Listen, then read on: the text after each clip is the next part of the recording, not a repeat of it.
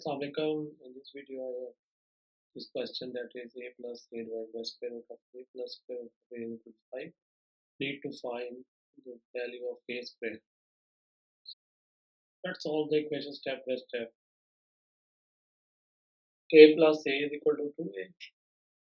And in the denominator, we have square root of a plus square root of a, and which eventually becomes 2 square root of a.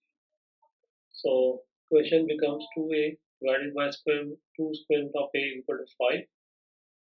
Cancel 2 from numerator and denominator. We are left with a divided by square root of a equal to 5.